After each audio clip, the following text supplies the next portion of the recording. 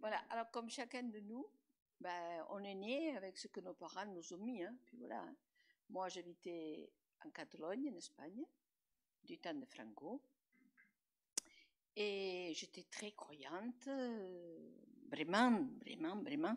Sauf que ma patronne, c'était la Vierge. Hein bon. Donc, et comme ça, ben, à mes 19 ans, je suis arrivée en France, en 64. Donc, ça va faire 60 ans. Et je suis arrivée, j'ai fait connaissance de mon mari, on s'est mariés, voilà. Mais voilà, au bout d'un an, c'était la guerre, parce que lui, ben, de souche espagnole, moi de souche catalane, ça faisait du feu, du feu, du feu. Voilà, mais juste avant de me marier, un mois avant, on a fait une bêtise, je tombais enceinte. Et je me suis fait avorter, parce que je travaillais dans un milieu médical. Bon. Et là, déjà, au bout de mois, j'avais éliminé, on m'avait fait avec la quinine, sauf que ce qu'on ne savait pas, c'est que, je ne sais pas rappelé que je sortais d'une histoire tuberculeuse, et la quinine, mais ça m'a fait une infection immense dans tous mes ovaires. Ce qui fait que le jour de Noël, j'ai rentré de toute urgence, et on m'a fait donc une salpingite, parce que je fais une salpingite avec une grosse infection. J'avais la gangrène à l'ovaire, donc on m'a enlevé. Et avec un fœtus, il y en avait deux. Ça, personne ne pouvait le penser, hein, d'accord? Puis bon, donc on se marie, on est heureux pendant 1 an et demi. Puis c'est commencé la guerre. Puis j'étais sur la pilule. Il fallait mettre tous mes ovaires. Je vous le raconte parce que c'est précis. Et c'est important à cause de l'avortement. Hein. Et bon, je retombe enceinte parce que j'ai arrêté la pilule quand ça allait si mal entre nous deux. Et un mois après, je retombe enceinte. Je retombe enceinte et au bout de 2 mois, des maux au ventre, on m'hospitalise, c'est des crises de colique néphrétique, ceci, c'est mis, enfin bref. Ça a duré 3 semaines à rentrer, sortir de la clinique. Je travaillais dans un milieu médical et je connaissais tous les médecins de Béziers. Mais je ne perdais pas connaissance. Hein. Les Catalans, on est dur comme du fer à la tête. Hein. Et puis, bon, je suis rentrée, j'avais même pas si de tension. Et là, ils ont dit, bon, demain, il faut opérer, il faut faire quelque chose. Et ça c'est le grand amour de Dieu, que je ne connaissais pas. Hein. Je ne connaissais rien de l'évangile, je ne connaissais rien. Donc, le samedi, vers 1h, ils viennent, ils me disent, il va falloir opérer, on va voir ce qui décide le chirurgien et l'anesthésiste. Et moi, travaillant dans un milieu médical, c'est le seul moment où je me suis rendu compte, parce que je ne pouvais même pas supporter le drap, que mes mains étaient grises et mes ongles étaient noirs. Donc je dis, mais je suis en train de mourir. Et là, je dis, mais pouf, ça fait rien. Puisque je vais au ciel. Je crois en Dieu, je vais au ciel. Donc ça m'est égal de mourir. Et comme j'ai eu cette pensée dans mon cœur, cette voix qu'après ne m'a plus jamais quittée, et que je ne connaissais rien, qui me dit, si tu meurs maintenant, tu ne vas pas au ciel.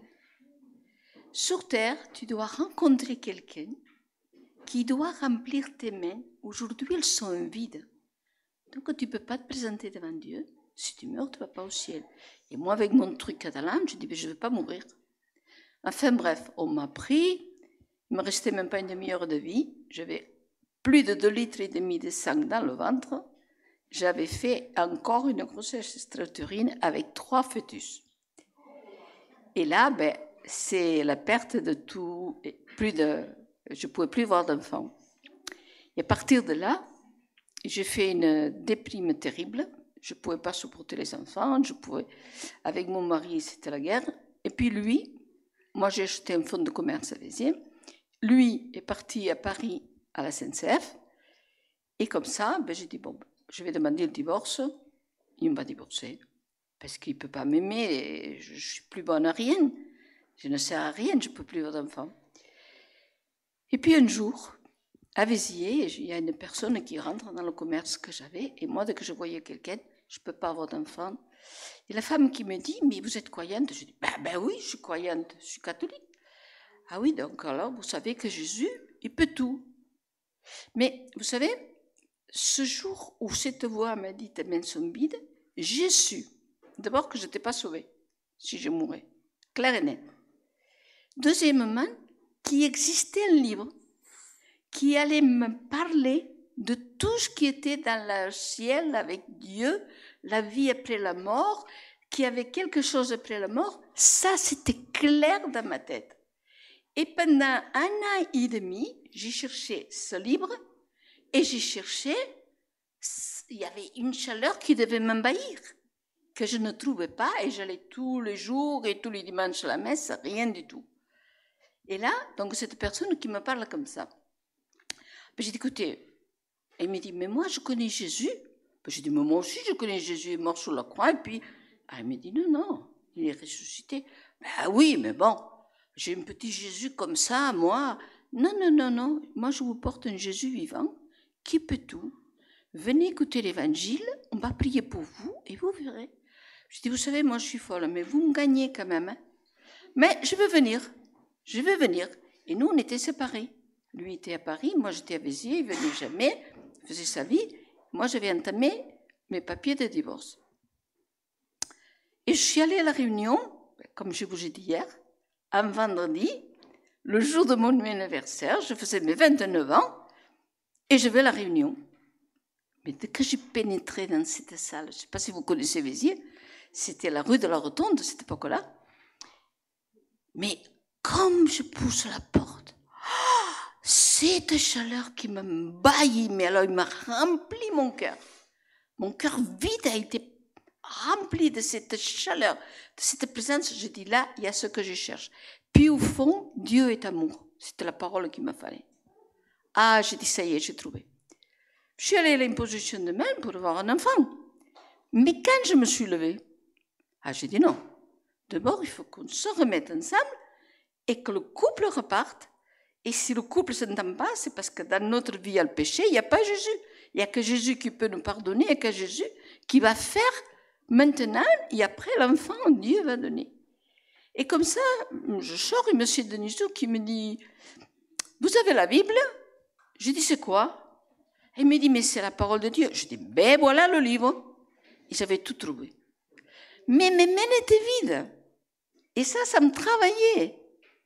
Et ça m'a travaillé pendant des années. On s'est remis ensemble. C'est moi qui suis partie à Paris. C'est pas lui qui est venu vers moi. Je suis les anciennes femmes, vous savez, qu'on suivait le mari. Je suis partie à Paris. On a fait, il s'est converti. J'ai beaucoup prié pendant 6 mois. Il a été persécuté, mais il s'est converti. Et il est là. Vous voyez? Et on est ensemble. Mais quand même, il y avait ces mêmes vides. Alors, j'ai fait beaucoup d'expériences de guérison divine. Je parle bien de guérison divine. J'ai fait mon premier AVC à 33 ans, sans médicaments. Le caillou, il s'est dessus. Je reste aveugle quand je n'ai fait 3 des AVC. J'ai fait une embolie pulmonaire et il m'a soigné pour une bronchite. Tout ça, c'est des guérisons divines parce que je n'ai pas pris de médicaments. Dieu m'a gardé. Et j'en ai eu d'autres. Mais vous savez, c'était ce salut. Je n'étais pas sauvée. Là, j'avais Jésus. J'avais trouvé celui qui avait pardonné mon péché. Mais mes mains, est-ce qu'elles étaient enfin pleines ou vides? C'était ma question. Puis voilà que je me pète la cheville et je me fais 2 AVC encore. Un sur la suite de 15 jours. Et au premier, j'étais là, je dis non mais là je meurs. Et alors est-ce que mes mains sont pleines? Vous voyez, toujours la même question qui était là. Ça c'était en 93. Puis le dimanche, mon mari prêche. Devinez sur quoi il prêchait? Sur les couronnes qu'on aura dans la gloire, que le Seigneur nous donnera en récompense. J'ai dit, voilà mes mains, elles sont pleines des couronnes que le Seigneur va me donner. À partir de là, Moi, j'avais très peur de la mort. Dès que je me suis convertie, ça a été fini parce que j'avais peur des serpents. Vous voyez? Mais le Seigneur m'a délivré des serpents, m'a délivré des somnifères. Mais tout ça, il a fait des trucs superbes. Mais il nous a remis ensemble. Après, il s'est levé dans le ministère, il sert Dieu, on a servi le Seigneur. Un jour, le Seigneur, au bout de 3 ans, j'ai dit, Seigneur, maintenant tu me dis, tu vas me le donner, tu ne vas pas me le donner. Le Seigneur m'a répondu, comme l'apôtre Paul, ma grâce te suffit, la puissance manifeste dans la faiblesse. Je sais que le Seigneur pouvait le faire, mais que pour nous, il ne le ferait pas. Et j'ai béni Dieu de ne pas avoir d'enfant.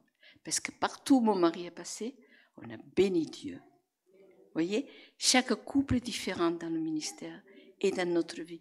Mais moi, je vais vous dire, le plus important, c'est ce jour-là, sur mon lit de mort, que je ne connaissais rien, que le Seigneur m'a montré que je n'étais pas sauvée. Comme quoi Dieu nous cherche. Et moi, il m'a trouvé, je ne sais pas. Bonsoir tout le monde.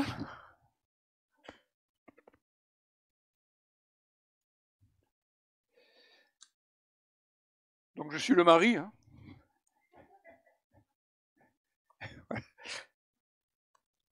Mais bon, le Seigneur est formidable. Hein, parce que bon, il nous connaît. Hein. Il sait de quoi nous sommes faits, bien sûr. Mais il connaît nos caractères. Il connaît. Ce qui est formidable, c'est que dans son amour, dans sa grâce, il est venu jusqu'à nous. Et il vient dans notre quotidien même, hein, puisque, bon, comme disait mon épouse, hein, avec ses conceptions, etc. Et le Seigneur trouve toujours le chemin pour venir de toucher dans nos cœurs. Hein. Et on est vraiment privilégié hein, quand on connaît le Seigneur. Parce que c'est vrai que sans le Seigneur, bon, on a beau peut-être faire les fanfarons ou autre, mais sans le Seigneur, on n'est rien. Hein. Gloire à Dieu. Avec le Seigneur, on a tout. Tout pleinement, dit la Bible, hein, en Jésus-Christ. Amen. Donc on poursuit hein, avec, bien sûr, ce thème, vivre le pardon.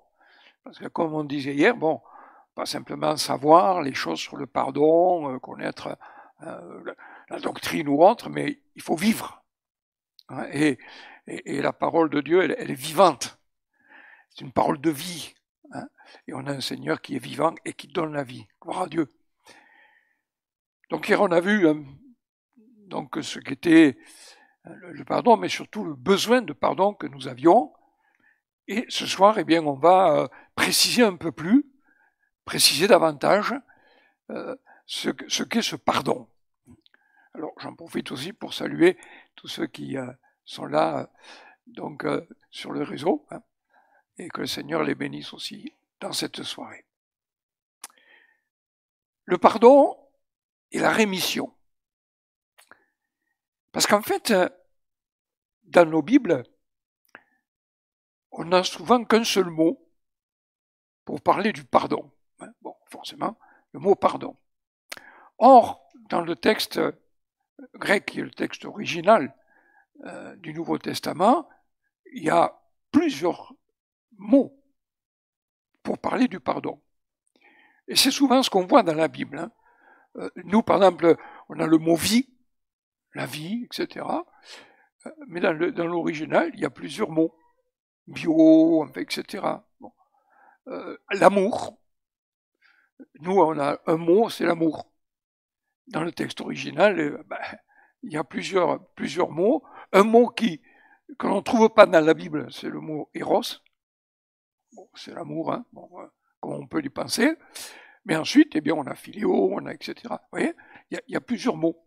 Et pour ce qui est du pardon, eh bien, c'est pareil. Il y a plusieurs mots. Et notamment, on retrouve le plus fréquemment 4 mots hein, qui sont le mot. Alors, je les donne là parce que je les détaillerai tout à l'heure. Le mot déjà apolutrosis. On a le mot charisestai, hein, qui donne charis, qui vient de charis. Hein. Et hier, on l'a dit, c'est la grâce. Ouais. Donc, ça relie le pardon à la grâce, on le verra. Un mot qui est aphésis, aussi intéressant, et un autre qui est le mot parésis. Bon, on détaillera un peu plus cela. le mot aphésis et parésis, en fait, ils n'apparaissent que dans le sens du pardon qu'une seule fois, chacun. Mais on va voir d'une manière précise. Donc on a dans l'évangile, dans l'épître aux Romains, au chapitre 3, au verset 24, on retrouve ce mot apolutrosis. Hein. Alors, on le lit. Au verset 23, il est dit « Tous sont péchés, sont privés de la gloire de Dieu ». Mais au verset 24, il est dit « Et ils sont gratuitement justifiés par sa grâce, par le moyen de la rédemption qui est en Jésus-Christ. » Alors, selon les versions, parce que là j'ai la seconde, mais je regarde dans d'autres versions, on trouve aussi le pardon. Le moyen, donc, par lequel Dieu nous pardonne. Mais c'est le mot apolutrosis qui est employé ici. Et ensuite, au verset suivant, on a un autre mot, qui est le mot parésis, dans Romains 3,25, où il est dit « Il avait laissé impunis les péchés commis auparavant au temps de sa patience. » Donc, impuni. Dans Romains 3,25, ce mot parésie, en fait, ça veut dire mettre en parenthèse. Mettre de côté, en quelque sorte. Passer sous silence. Omettre volontairement. C'est un peu tous ces sens que ce mot a. Mais Paul n'emploie pas le mot aphésis d'une manière habituelle, qui veut dire oublier ou mettre de côté complètement, abandonner, laisser tomber en gros, si vous voulez. Sauf que Paul ne dit pas ça.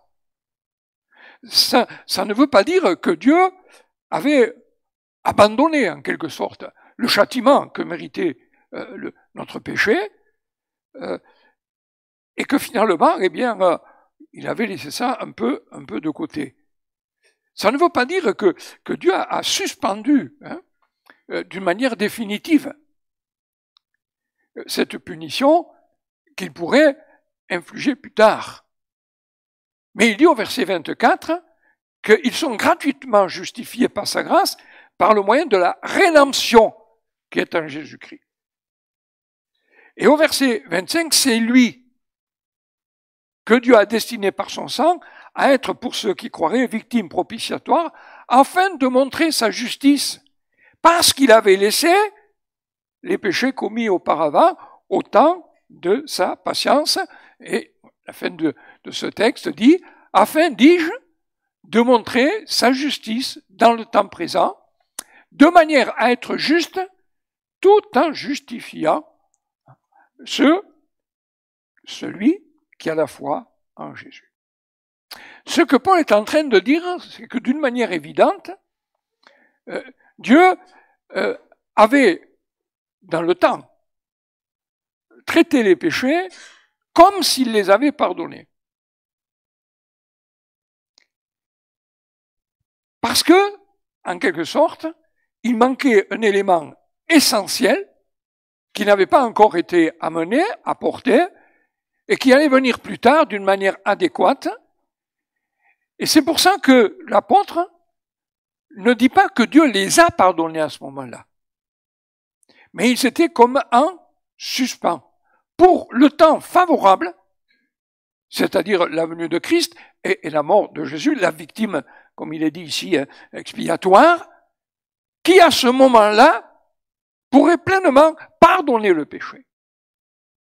Parce que l'Épître aux Hébreux nous dit que le sang des taureaux et des boucs ne pouvait pas ôter le péché. Il couvrait, et c'est là toute la différence. Dans tous les types de l'ancienne alliance, les sacrifices d'animaux, etc., couvraient le péché. Mais quand quelque chose est couvert, c'est toujours là, caché, à la vue, mais c'est là. Si je balaye la maison, etc., que je soulève le tapis, je mets tout dessous, bon, à première vue, tout est propre, c'est bien, sauf que c'est là-dessous. Mais par contre, la Bible dit que Christ, le sang de Jésus, ôte le péché. Et il faut bien que nous précisions cela. Le sang de Jésus a été le seul moyen pour ôter le péché. Mais Dieu, dans sa grâce et dans sa miséricorde, eh bien, a en quelque sorte pendant un temps, en couvrant le péché. Mais ces péchés-là ont été expiés et ont été ôtés à la mort de Jésus, à la croix. Et c'est ça qui est formidable, je veux dire, dans le Seigneur, dans le salut. Dieu avait tout préparé d'avance. Le problème, c'est que si Paul avait employé le terme, s'il avait dit, par exemple, les péchés étaient pardonnés déjà,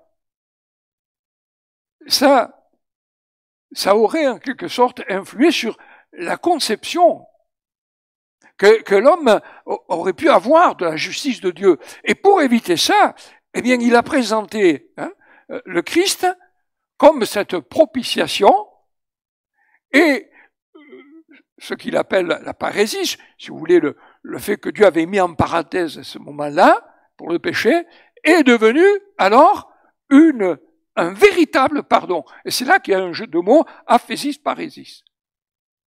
Regardez, diapo suivante, dans le livre des Actes au chapitre 4 et au verset 16.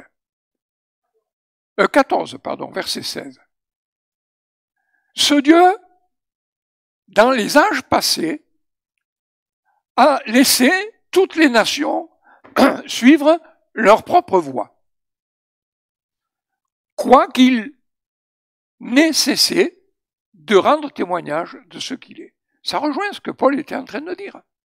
Pendant ce temps où les choses étaient comme entre parenthèses, il a laissé les nations suivre leur voie, bien sûr, mais plus tard, chapitre 17, verset 30, Dieu, sans tenir compte des temps d'ignorance, annonce maintenant à tous les hommes en tout lieu qu'ils aient à se repentir.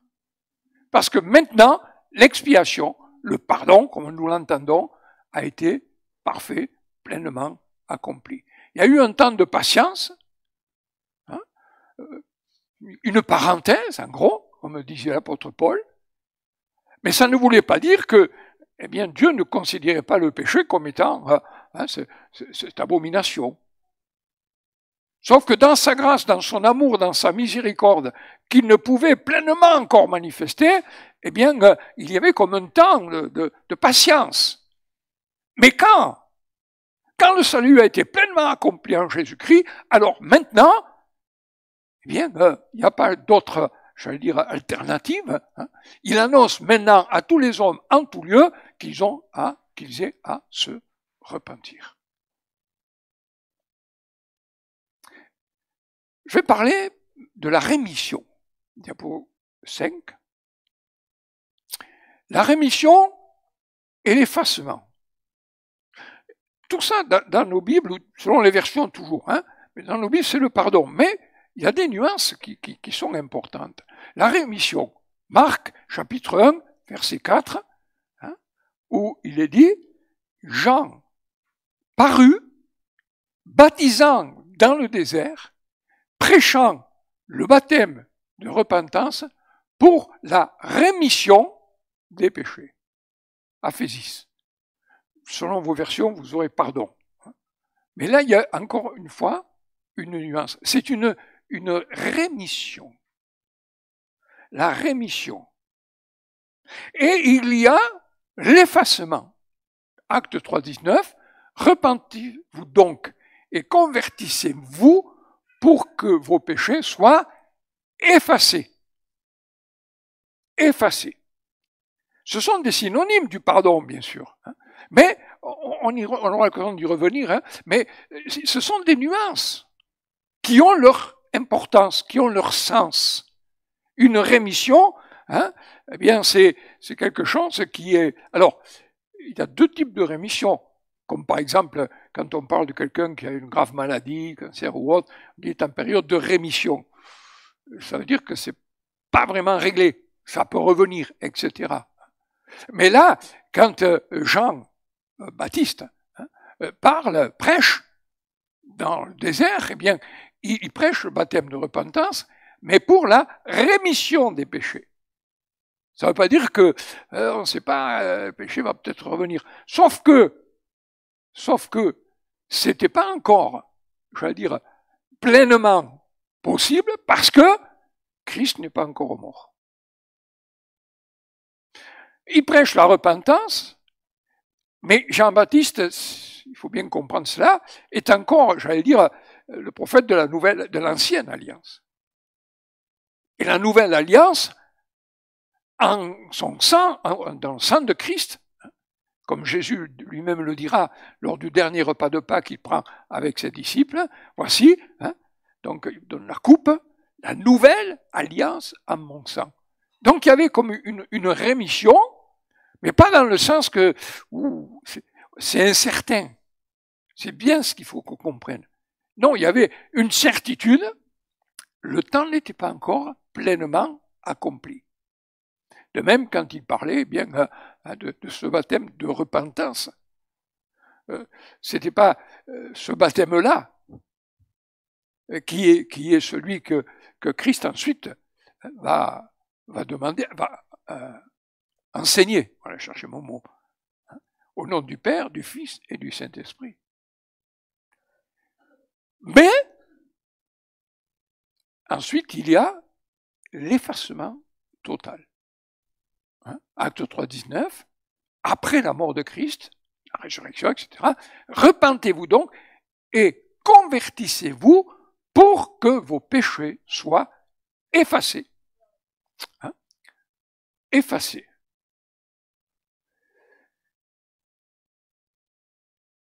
Pour le comprendre, donc on va essayer de voir, de considérer le pardon et la rémission. On va préciser un peu les choses. Le pardon, c'est l'acte d'un souverain. C'est, je vais dire, un geste d'un souverain qui, dans sa magnanimité, eh bien, accorde quelque chose d'immérité. Le pardon, c'est l'acte d'un souverain.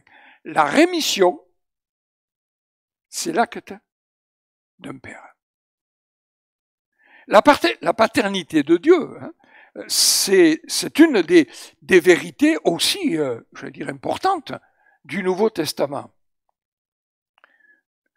Parfois, j'ai entendu, finalement, tous les humains, on est tous des enfants de Dieu. Je suis désolé. Tous les humains sont des créatures de Dieu. Mais ce n'est que ceux qui sont régénérés, qui sont convertis, qui appartiennent au Seigneur, qui sont des fils et des filles de Dieu, des enfants de Dieu. Mais aussi, vous savez, aujourd'hui, il y a beaucoup de confusion dans tout ce qui est enseigné par-ci, par-là, des fois. Donc, il faut rester précis dans les choses. Un pécheur non sauvé, mais convaincu de péché, conscient de son péché, doit, en tant que rebelle, demander le pardon, dans le sens où nous l'entendons. Et ce qui est important, diapo suivante, c'est que Dieu seul peut pardonner. Il n'y a que Dieu. Bon, ça je ne vous l'apprends pas, évidemment, mais c'est important quand même de le préciser, peut-être pour d'autres qui ne le saisissent pas. Dieu seul peut pardonner. Regardez, Luc 5, 21. Qui peut pardonner les péchés si ce n'est Dieu seul? Et vous vous rappelez dans quelles circonstances, peut-être, c'est quand Jésus va guérir le paralytique que les amis ont descendu en faisant une ouverture dans le toit jusque devant lui. Et il dit, voyant leur foi, bon, Jésus s'adresse et il dit, tes péchés te sont pardonnés. Alors là, les responsables religieux, mais enfin, il n'y a que Dieu qui peut pardonner. C'est eux qui le disent, ça. Et ils ont raison. Il n'y a que Dieu qui peut pardonner les péchés. Sauf que eux, bien sûr, je l'ai dit hier, ils n'admettent pas que Jésus puisse être Dieu, Dieu le Fils. Bon. Mais c'est une réalité. Seul Dieu peut pardonner. Mais la deuxième chose, c'est que Dieu aime pardonner. J'allais dire, c'est sa nature. C'est Néhémie, chapitre 9, verset 17. Mais toi, tu es un Dieu prêt à pardonner. Compatissant, miséricordieux, lent à la colère, riche en bonté, et tu ne les abandonneras pas. Il parle de ceux qui avaient abandonné Dieu, mais lui, il dit, mais tu ne les abandonneras pas. Et voyez cette expression que vous connaissez certainement, compatissant, miséricordieux, lent à la colère, riche en bonté. On le retrouve tout au long de la parole de Dieu, dans l'Ancien Testament, dans les psaumes. Je vais dire presque, moi je dis l'ADN, non, ça serait malvenu, mais la carte d'identité de Dieu. Dieu est amour. Dieu est amour. C'est pas simplement que Dieu aime, mais c'est sa nature. Il est amour. Et donc, tous ces attributs qui sont là, prêts à pardonner, compatissant, miséricordieux, lent à la colère, riche en bonté, ça fait partie de sa nature même. Il aime pardonner. Il aime pardonner. Et vous savez, je pense qu'on découvrira bien des choses quand on sera auprès du Seigneur, mais peut-être aussi la souffrance de Dieu. Ouais. Pour tous ceux devant tous ceux qui refusent ce pardon. Il aime pardonner. Vous savez, des fois, nous, on veut faire du bien à quelqu'un, etc., et il le refuse, il le rejette, ça fait mal au cœur. Imaginez Dieu, qui est la perfection même. Il aime pardonner. Diapo suivante, il aime pardonner, mais il pardonne glorieusement même. Ésaïe 55, 7, où il est dit qu'il pardonnera abondamment. Alors, une autre version dit glorieusement. Il pardonnera abondamment. Dieu, je le disais hier, je répète, Dieu pardonne seulement sur la confession de nos péchés. Pas simplement, bon, c'est bien, ça va, pas de problème. Romains 19, si tu confesses de ta bouche le Seigneur Jésus, et si tu crois dans ton cœur que Dieu l'a ressuscité des morts, tu seras sauvé. Confesser de ta bouche le Seigneur Jésus, ça veut dire, comme je le disais hier, c'est homologuer, le mot homologueo, qui a donné en français homologué. Oui, tu es Seigneur, oui, vraiment, tu es le Seigneur Jésus. Mais ça implique, à ce moment-là, comme je disais, n'est-ce pas, la confession de nos péchés. Parce que s'il est Seigneur, ça veut dire que je ne l'ai pas toujours considéré comme mon Seigneur. Si tu confesses de ta bouche le Seigneur Jésus, ça va au-delà simplement de ça. Ça va au fait que, eh bien oui, on est un pécheur. On a tourné le dos à Dieu, ou en tout cas, mon épouse disait, croyante, etc., tout ce que vous voulez, vous pouvez faire tout ce que vous voulez, mais en attendant, eh bien, elle était pécheresse comme chacun de nous. Voilà. Mais Dieu pardonne. Dieu pardonne sur la confession de péché. Dieu pardonne aussi, diapo suivante, sur la foi. Sur l'acte de foi. Acte 10, verset 43, tous les prophètes rendent de lui le témoignage que quiconque croit en lui reçoit par son nom le pardon des péchés. Donc c'est une question de foi aussi. Question de foi. Parce qu'on peut savoir les choses, mais les croire. Et c'est ce que Dieu veut voir.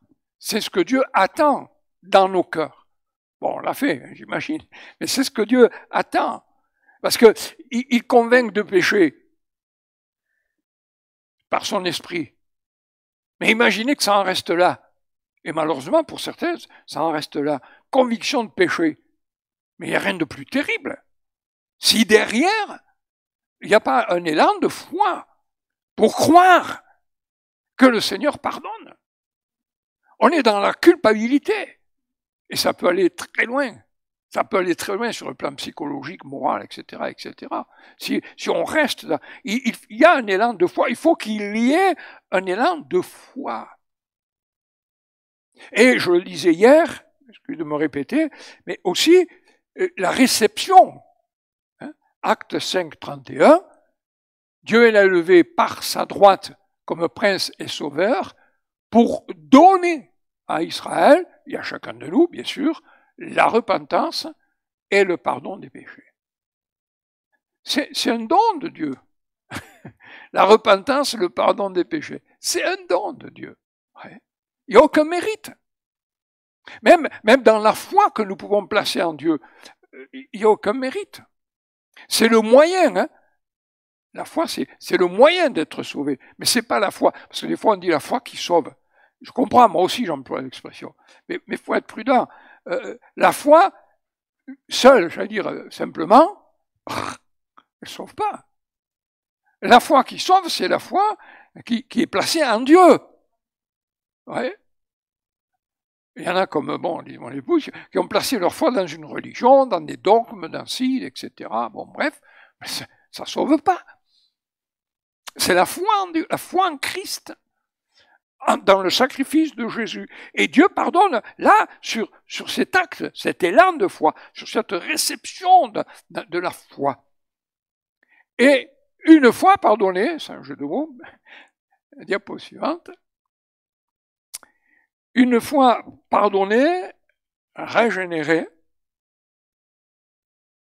ah non, pardon, j'ai sauté. Le pardon, c'est un cadeau. Merci.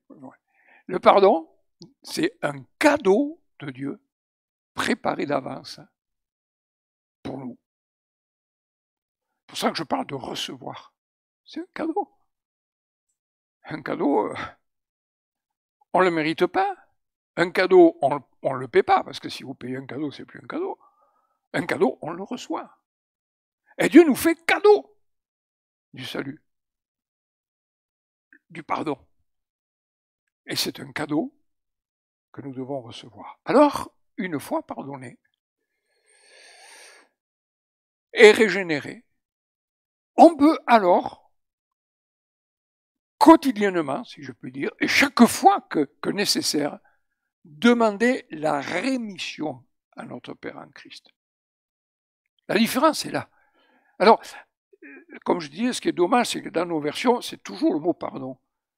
Mais dans l'original, en fonction des textes, des versets, il y a cette nuance. On demande pardon parce que, frères et sœurs, on l'a dit hier, je ne vais pas y revenir, je ne vais pas vous torturer, d'une manière ou d'une autre, on pêche. Et bien sûr, on demande pardon à Dieu. Mais là, c'est pas le pardon dont on vient de parler, là c'est la rémission. Parce qu'on est réconcilié avec Dieu, frères et sœurs. On est réconcilié avec Dieu quand on se convertit. Alors bien sûr, si on reste, imaginons, si on reste dans cette rébellion, si on reste dans cette désobéissance, etc., bon, alors là, c'est une autre paire de manches. Mais si, parce qu'on est de nouveau, comme on le disait hier, quelque part on ne supporte pas cette situation et que, bien, là, c'est la rémission que nous allons recevoir de la part de notre Père en Christ. Je ne dis pas que quand on est sauvé, on est sauvé pour toujours, c'est pas ce que je suis en train de dire. Mais ce que je suis en train de dire, c'est que ce pardon dont j'ai parlé jusqu'à maintenant, c'est pour celui qui ne connaît pas, qui n'appartient pas au Seigneur. Mais quand on appartient au Seigneur, frères et sœurs, vos enfants, quand ils font une bêtise et qu'ils vous demandent pardon, qu'est-ce que vous faites? On pardonne. On ne va pas... Bon, des fois, il y a des conséquences, on est d'accord, mais on pardonne. Et ce qui est formidable, c'est que la Bible dit que non seulement il pardonne, non seulement il y a une rémission, mais il nous purifie de toutes nos iniquités. Un jour, un frère m'a raconté une petite anecdote, et j'ai pensé à ça. Il était en train de refaire donc dans son appartement des peintures, et il avait un petit garçon, vous voyez, un peu comme la petite là, qui est très actif, voilà, qui bon. Et quand il finissait la soirée après son travail, donc il faisait ses travaux, et quand il avait fini, donc dans le garage, il mettait sur l'étagère la plus haute les pots de peinture, enfin tout le matériel, etc., pour pas que le petit puisse y arriver. Et un jour, donc il rentre du travail, et il voit son épouse qui était passablement énervée, qui lui dit va voir ce que ton fils a fait. Parce que c'est toujours comme ça, hein, va voir ce que ton fils a fait. Bon. Alors il va voir au garage,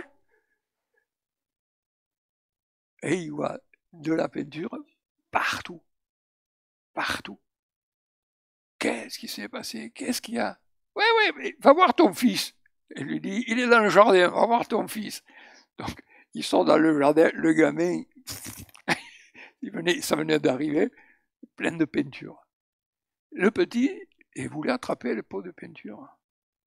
Et comme ils étaient plus hauts, il a commencé à faire un échafaudage avec un peu tout ce qu'il a trouvé. Il a grimpé là-haut et il s'est attrapé à l'étagère qui n'était pas fixée. Il s'est attrapé, l'étagère se renverse, bon voilà, il y en a de partout. Et il me dit, bon, il a passé un savon, mais enfin il me dit, qu'est-ce que tu veux? Je ne pouvais pas laisser comme ça. Donc il dit, ben, finalement, alors le petit était en larmes, bon, il devait avoir peur des conséquences, enfin bref, non, ça va, je te pardonne, bon, etc. Il a dit, mais après, il a fallu le nettoyer. Eh ben, c'est ce que Dieu fait avec nous, vous voyez. Non seulement il pardonne, mais il nous nettoie aussi. Il nous purifie, Jean dit, hein, il nous purifie de toutes nos iniquités. Ouais. Formidable. Hein? Sinon, mes amis, ce ne serait pas vivable. Hein, imaginez que toute la souillure du péché, la désobéissance, etc. Parce que toute désobéissance, dit la Bible, est un péché. Hein, pas que le crime ou l'adultère ou j'en sais rien. Quoi, hein. Et imaginez qu'on reste avec ça. Mais on vivrait dans la culpabilité continuellement. Donc il y a cette rémission, vous voyez. Diapo suivante. Un pardon complet, total. Hébreux 8, 12. Parce que je pardonnerai leurs iniquités et que je ne me souviendrai plus de leurs péchés. Alors, j'ai mis l'expression en grec parce que ça va nous rappeler quelque chose. Ou menesto. Il arrive que, enfin, je ne sais pas si ça se fait encore, que le président de la République accordait à un détenu ce qu'on appelle une amnistie. Amnistie qui, étymologiquement, veut dire un non-souvenir. Même Nesto. Amnistier. Je ne me souviendrai plus de leurs péchés. C'est ce que Dieu accorde à tous ceux qui viennent à lui par son Fils Jésus. Peu importe le nombre des offenses, le Dieu qui est prêt à pardonner dit « Je ne me souviendrai plus de leurs péchés ni de leurs iniquités ». Alors un jour quelqu'un m'a posé la question « Oui, mais enfin, est-ce que Dieu oublie? Est-ce qu'il peut arriver que Dieu oublie ?» Alors, sur le coup, j'étais un peu mal en point. Ici, j'ai dit « Oui, Dieu oublie. » Alors, ouais, mais alors, est-ce qu'on peut lui faire confiance s'il oublie des choses? Dieu n'oublie pas, dans le sens où nous pouvons l'entendre, mais il tire un trait. On le verra demain certainement, il ne va pas revenir. Il va dire, tu te rappelles? Tu te souviens? Tu te rappelles dans telle circonstance un peu comment tu as agi? Tu te souviens de ça? Ça, c'est l'adversaire de nos âmes. Parce que lui, c'est l'accusateur des frères. Mais si, à condition, bien sûr, si nous nous sommes repentis, si nous avons demandé pardon à Dieu, Dieu ne va pas de nouveau nous rappeler c'est là où nous nous sommes loupés. Si nous nous en souvenons, c'est quelque chose qui, j'allais dire, va nous réjouir dans le sens où on est heureux d'avoir été pardonné. C'est la différence avec l'accusateur des frères qui, lui, nous rappelle des choses pour nous tenir dans la culpabilité. Je ne sais pas si ça vous arrive, mais moi, ça m'arrive. Des fois, je l'ai complètement oublié, donc paf, ça me revient en mémoire. Mais imaginez que, oh là là, catastrophe, je ne sais pas quoi, on vit dans la culpabilité. Mais je bénis Dieu parce que ça a été effacé. Ouais. L'adversaire, lui, s'il nous rappelle des choses, c'est pour nous accuser. Mais Dieu ne nous rappelle pas les choses. Notre nature humaine peut-être, mais pas Dieu. Parce que lui, il a tiré un trait sur ces choses. Ça ne veut pas dire que lui, il a l'amnésie. Il n'est pas amnésique, mais il n'en tient plus compte. Et il ne reviendra jamais sur les choses dont nous lui avons demandé pardon et dont il nous a pardonné. Le pardon donc de nos péchés est un pardon complet. Dieu ne pardonne pas à moitié. On revient sur notre diapo. Dieu ne pardonne pas à moitié. Parce que l'amour de Dieu est tellement grand, l'expiation par le sang, dans le sang de Jésus, tellement complète, tellement puissante, que Dieu pardonne toujours complètement. Complètement, totalement. Ça vaut la peine de prendre le temps de lire la parole de Dieu pour être imprégné par j'allais dire, cette assurance que notre culpabilité a été entièrement effacée. Dieu ne pense absolument plus à nos péchés. Et je l'ai dit, il ne nous reprochera plus jamais nos péchés. Je ne me souviendrai plus. Alors, diapo 13, diapo suivante. Le pardon de nos péchés nous restaure entièrement dans l'amour de Dieu. C'est Osée, chapitre 14, versets 5 et 6. Je guérirai, alors c'est Darby, la version Darby, je guérirai leur abandon de moi. Je les aimerai librement, car ma colère s'est détournée d'eux. Je serai pour Israël comme la rosée. Non seulement Dieu ne nous impute plus le péché, ce qui ne serait que la moitié finalement du chemin, mais il nous impute la justice de Jésus. De sorte que, à cause donc de Christ, ou grâce à Christ, nous sommes aussi chers à Dieu que Christ lui-même. Rappelez-vous, à plusieurs reprises, Dieu parlant de Jésus dit « Celui-ci est mon fils bien-aimé en qui j'ai mis toute mon affection ». À son baptême, au moment de la transfiguration, etc. Non seulement la colère se détourne de nous, mais désormais, la plénitude de l'amour de Dieu repose sur nous. Parce que Dieu ne fait pas les choses à moitié. Il dit, je guérirai leur abandon. Bon, ils se sont détournés, on dirait l'apostasie, comme vous voulez, si vous voulez, mais je les aimerai librement, parce que ma colère s'est détournée d'eux. Il ne fait pas les choses à moitié. Le pardon, c'est l'accès, la rémission, c'est l'accès à tout l'amour de Dieu. Tout son amour, frères et sœurs. Et son amour, il est comme lui, il est immense. Nous, bien sûr, on est limité dans notre humanité, évidemment. On est limité, on a du mal à concevoir tout ça. Mais c'est une réalité qu'il faut que nous sachions, que nous découvrions s'il le faut. C'est tout l'amour de Dieu qui a été déversé en Jésus-Christ. Dieu a, le frère le disait hier, Dieu a tant aimé le monde. Tant aimé le monde. Et c'est pour ça que le pardon, c'est comme une introduction à toutes les autres bénédictions de la rédemption. Derrière ça, il y a tout ce que nous avons en Christ, et c'est ce que dit l'apôtre Paul. Nous avons tout pleinement en Jésus-Christ. Tout pleinement. Et nous, des fois, bon, on passe un peu rapidement sur les choses. Mais quand la parole de Dieu, nous avons tout pleinement en Jésus-Christ. Quand Paul écrit aux Éphésiens en disant les richesses incommensurables de Christ, c'est-à-dire ça dépasse 30 ans. Même les meilleurs mathématiciens ne peuvent pas arriver à faire le compte. C'est incommensurable, c'est extraordinaire. Et frères et sœurs, quelles que soient nos situations, quelles que soient nos épreuves, quelles que soient nos difficultés, frères et sœurs, l'amour de Dieu surpasse, dépasse, inonde tout cela.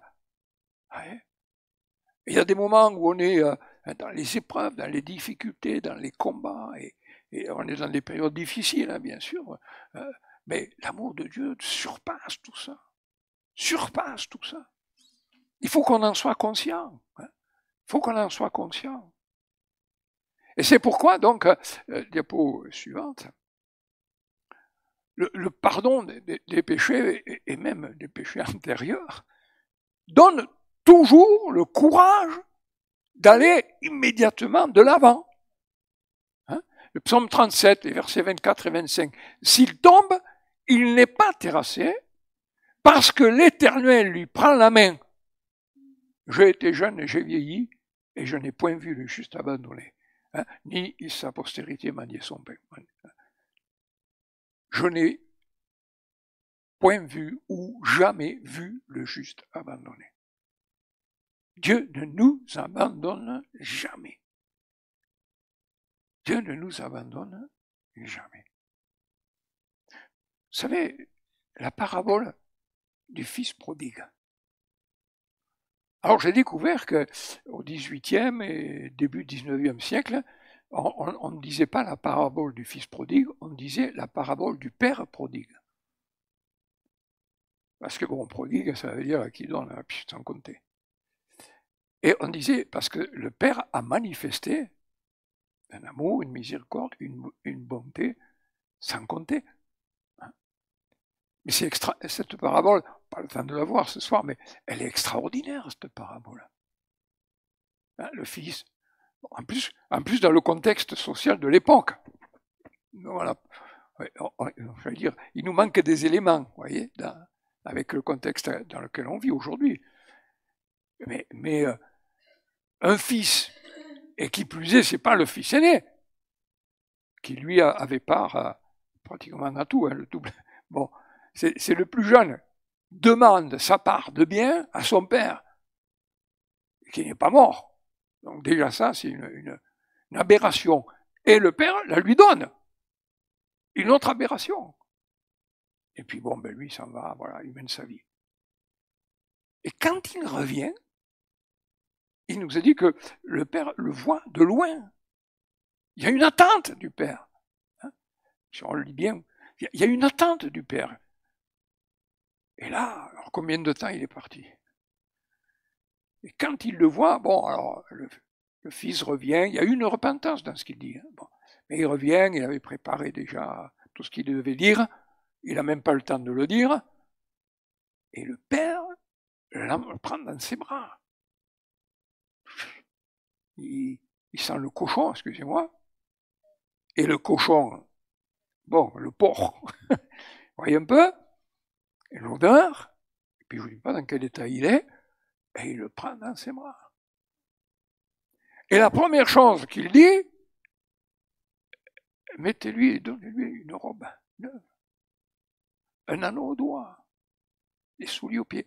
Il le rétablit dans sa position. C'est ça que ça veut dire. Il le rétablit dans sa position. Il ne lui dit pas un mot de reproche. Il ne lui fait pas la morale. Et il dit, qu'est-ce que tu viens là? Après tout ce temps, tu viens quoi là? Donc, il le rétablit. Et il fait tuer le veau gras. Et, et c'est la fête. Et c'est la fête. Mon fils, Mon fils était mort et revenu à la vie. Le fait de l'appeler mon fils. Mais j'ai découvert, parce que, en lisant un texte hébreu, qu'un père, donc, apparemment, qui était quand même d'une classe sociale, se mettre à courir, et courir après son fils, mais c'est une abomination. Parce que pour courir, à l'époque, bon, ils n'avaient pas les jogging, rien du tout. On prenait la robe, puis on se lève la robe et on court. Ça, c'était un scandale. Et le père fait fi de tout ça. Il fait fi de tout ça. Il se moque pas mal de ce que peuvent dire les uns et les autres. Son fils, il l'appelle encore son fils. Et il y a quelque chose qui est à noter aussi. Quand le fils aîné rentre des champs, alors celui-là par contre, c'est le fils aîné, mais lui, il va au champ. Alors est-ce qu'il surveillait, j'en sais rien, bon, mais enfin il était au champ, il passe la journée au champ. Et quand il rentre, il entend la musique, tout ça, la fête, qu'est-ce que c'est? Eh bien ton frère est revenu. Lui, c'est pas le père. Hein. Ah, c'est pas le père. Ton fils, vous voyez ce que je vous disais tout à l'heure. Ton fils, il a dilapidé son bien, etc. Avec prostituée et tout. C'est pour lui que tu fais. Et le père lui dit, mon enfant. Mon enfant. Il ne lui dit pas mon fils. Vous voyez un petit peu, quand Jésus explique cette parabole, mettez-vous à la place des pharisiens et tout ça qui ont entendu. Mais c'est le monde à l'envers. Hein, le moins que rien, il l'appelle mon fils. Et en fait, c'était comme ce qu'on appelait une adoption. En fait, il le place au rang de... Voilà. Et l'autre, l'aîné, qui se décarcasse, et comme il dit, j'ai jamais rien dépensé, etc. Mais mon enfant. Alors, c'est affectif, on est d'accord. Alors, socialement, c'est le monde à l'envers. Et ça, c'est l'amour de Dieu, vous voyez. Ça, c'est l'amour de Dieu. Et c'est pour ça qu'on disait la parole du Père prodigue. Ça bouscule toutes les conventions, ça bouscule tout. Et vous savez, c'est quand même extraordinaire de voir de quelle façon Dieu nous a aimés. Jusqu'à quel point Dieu nous a aimés. Et c'est pour ça que, je le disais, le pardon, c'est un mot trop pauvre. Vous voyez, on a dans tous les textes du pardon, mais il manque des éléments importants dans tout ça. Pour nous faire toucher, vous voyez, du bout du doigt, tout ce que Dieu a fait. Et ça nous donne le courage de poursuivre, d'aller de l'avant. Comme je disais, quand on dérape ou autre, etc., accepter le pardon avec confiance. Ça ne veut pas dire, bon, c'est pas grave, de toute façon, Dieu va nous aimer. Bon, parce que là, il n'y a pas de repentance. Si on pense comme ça. Donc, il n'y a pas de repentance. Mais Dieu nous accorde son pardon. Un pardon complet, un pardon total. Alors, il faut veiller, bien sûr, à une chose, c'est que la certitude de notre pardon, ne doit pas rester, j'allais dire, simplement une question de mémoire, de compréhension. Vous voyez ce qu'on est en train de voir. Si ça reste simplement au niveau de la connaissance. Mais il faut que ça produise le fruit dans notre vie. Ça produise du fruit. Une conversion vivante avec le Père qui pardonne. Avec Jésus, en qui nous avons le pardon. Il ne suffit pas de savoir que je reçois le pardon. Mais je dois vivre dans l'amour de Dieu. Dans une relation vivante avec Jésus par la foi. Et ça rend le pardon des péchés, la rémission, etc., toujours nouveau, toujours puissant. La joie, la vie de mon âme, c'est ça, frères et sœurs. C'est ça que ça doit produire.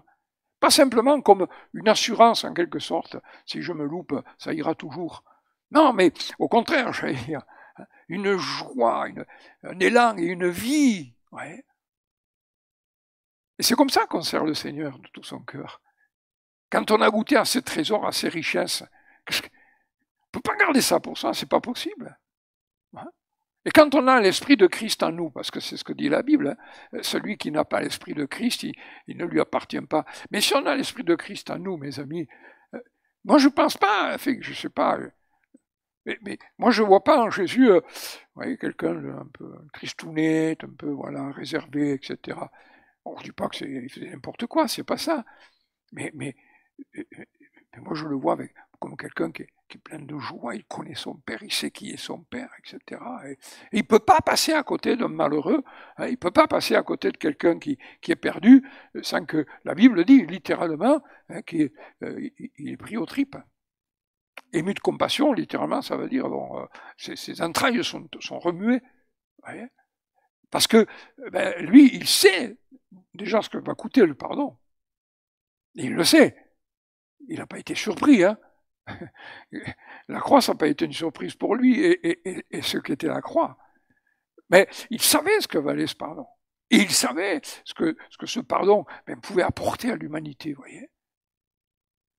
Mes frères et sœurs, quand on sait, comme on l'a vu ce soir, ce qu'est le pardon de Dieu, c'est extraordinaire. Hein, on ne peut pas s'empêcher de louer le Seigneur, on ne peut pas s'empêcher de parler du Seigneur. On est hein, bon, excusez-moi, je suis un peu exalté peut-être, mais vous voyez, c'est ça qui est extraordinaire. Hein, et bon, je vais m'arrêter là, mais c'est formidable de savoir ça. Ma vie dans l'amour de Dieu. Cette relation qu'on a avec le Seigneur, c'est extraordinaire. Hein, assis avec Christ dans les lieux célestes, mais vous imaginez? Non. C'est vrai que on voit pas trop, comme disait quelqu'un, oui, mais on a les pieds sur terre. D'accord, heureusement, il faut garder les pieds sur terre. Mais une réalité, parce que quand la Bible dit quelque chose, c'est vrai. On est assis avec Christ dans les lieux célestes. Et vous vous rappelez, alors, je ne sais pas si on chante encore ici, moi, il y a longtemps que je ne l'ai plus entendu chanter, ni chanter, assis avec Christ dans les lieux célestes, regardons en bas l'ennemi vaincu, vous voyez, c'est ça la réalité. Hein, on est assis avec Christ dans les lieux célestes, oui, bien sûr, on se lève le matin pour aller au boulot, on paie nos impôts, bon, si on n'est pas propriétaire, on paie son loyer, si on est propriétaire, on paie sa cote immobilière, enfin, etc. Bref, d'accord, ok, mais on est assis avec Christ dans les lieux célestes.